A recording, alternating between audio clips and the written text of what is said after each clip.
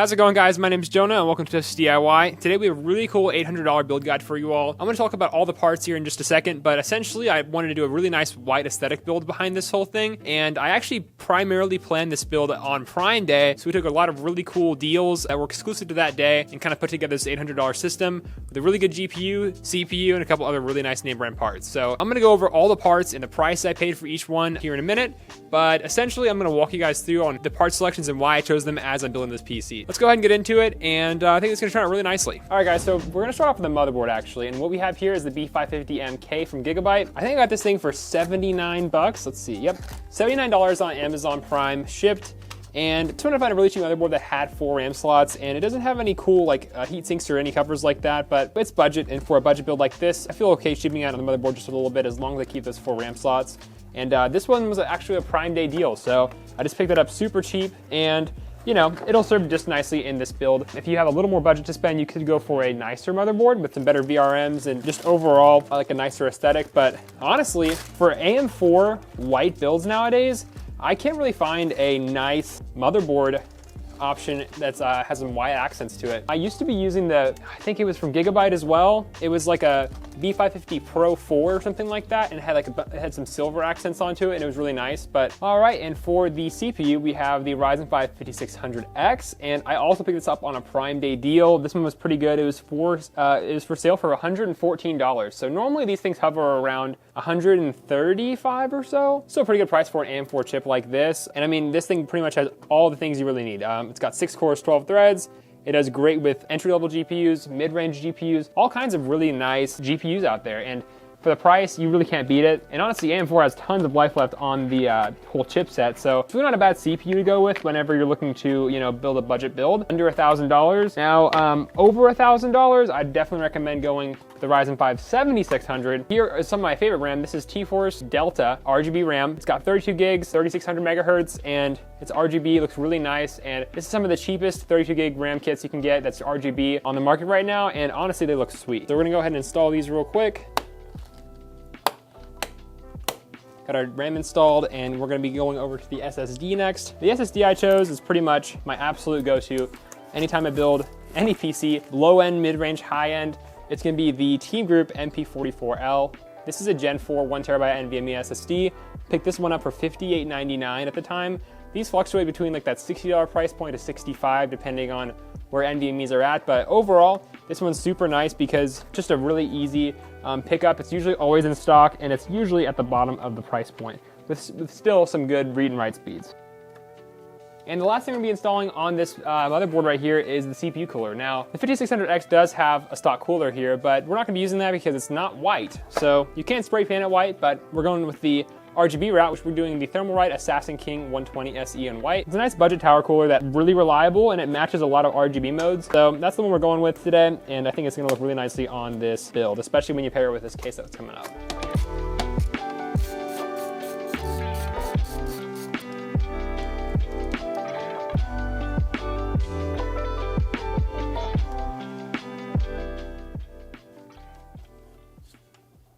All right, guys, and for the case, this is gonna be none other than the DIY PC Q3 in white. And we used to do a ton of builds in this case, actually, and kind of took a bit of a break from it. And, you know, I was looking around and I was like, I think it's time for another fish tank case. So that's exactly what this PC is gonna be built around. And one thing to note with this case is they have 3 included ARGB fans pre-installed. The only downside with it, though, is the fact that these 2 fans in the back are actually exhaust. And there's not really any area in which this case actually intakes air. So we're gonna be flipping these in just a second.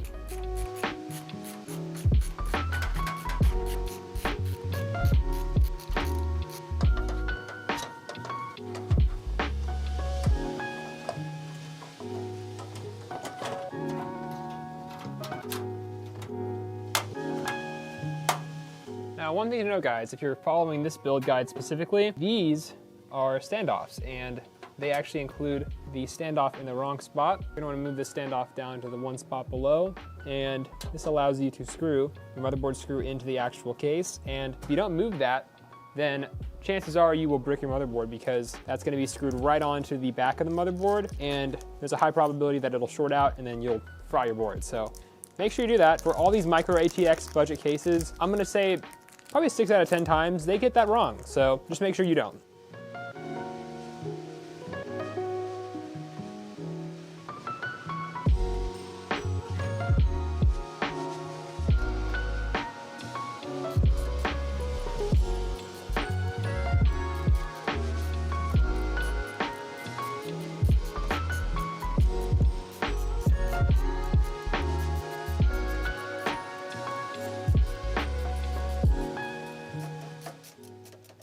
All right, and for our power supply, we have none other than the Sigotep GN 650 watt. 80 plus gold. This is a non-modular power supply unit, and essentially why I'm using this exact power supply is because we have tons of these at PC Bros. We actually ordered these in bulk, and overall they've been a super reliable unit. They are tier B speculative on the power supply tier list, so if you are a little more adamant about getting one that's right on the spot with being certified and all that stuff, you can get an MSI Mag A550BN, which is C tier, but it is not speculative. So overall, this one has been used probably over 500 times at PC Bros if I had to guess, and not a single one has gone bad. So pretty confident in the quality and the reliability of these units. So really nothing else to complain about here. The one thing that does kind of suck actually is the amount of cables that come with this power supply. You can look at that as a positive if you have a ton of stuff you want to connect, but there's tons and tons of cables, even compared to other non-modular units.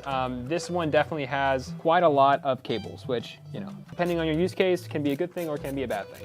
Now, I'm also going to say one other thing too. I actually originally planned this build with sleeve cables, thinking we had a motherboard 24-pin cable extension on hand that's white, but we actually don't.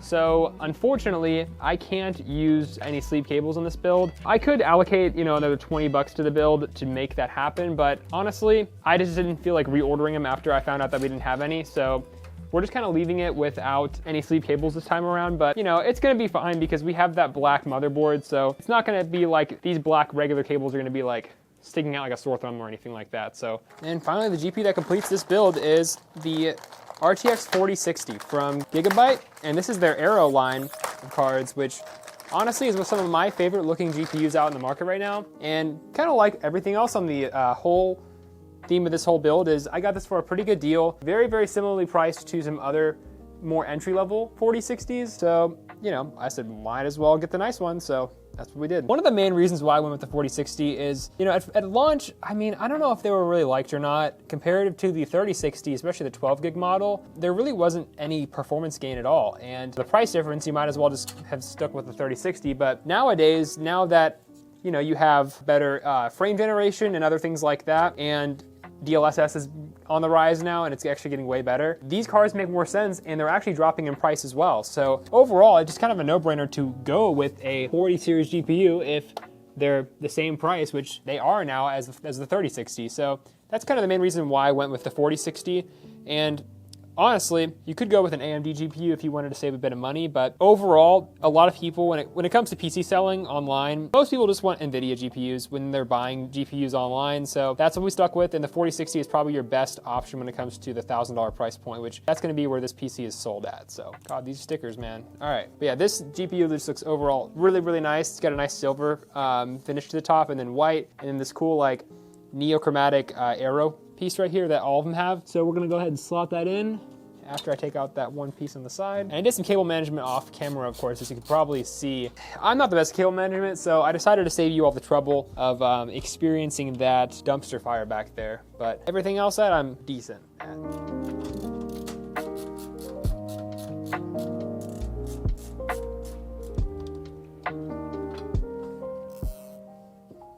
Looking back on it, I kind of wish I went with some sleeve cables because, you know, 20 bucks and it really, really elevates the look of your gaming PC, because especially with a case like this where you can really see all of the cables out and about, white cables would absolutely tie this build together. But again, for budget builds, sometimes you got to make some sacrifices, and I'd say still we turned it out pretty well with the aesthetics of this build.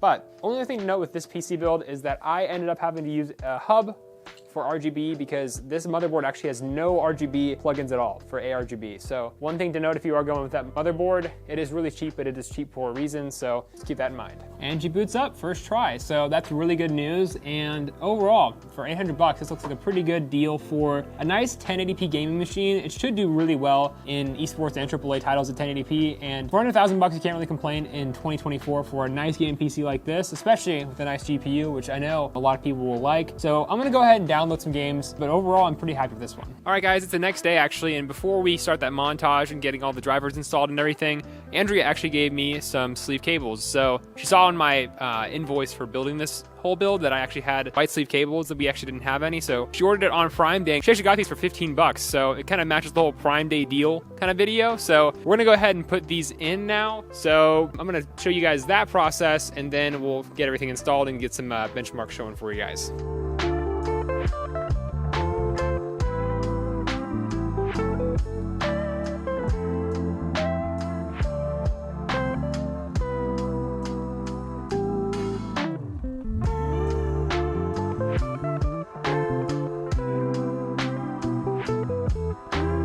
one more update for you before we start that montage. Sorry about that, but we got the white sleeve cables installed, and I think it looks so much better. Of course, it does make the back area of cable management a little more difficult, but this case has enough middle area with it being like a fish tank style case for me to just kind of shove everything back there and close it up nicely. So I had no problems getting the back panel on, which is all I really worried about, and got everything fully set up. The last thing I'm going to be doing is I'm actually going to be lowering this back exhaust fan kind of to in line with this CPU cooler here. And you can see here at the top that we have quite a bit of area to lower that fan down a bit. So just going to move that down about an inch or so to align it up so it looks good and it actually performs just a little better. But aside from that, we're going to get drivers installed. I'm not going to do like a live benchmarking session. I'm just going to get some games done and let you guys know the results and wrap the video up real quick.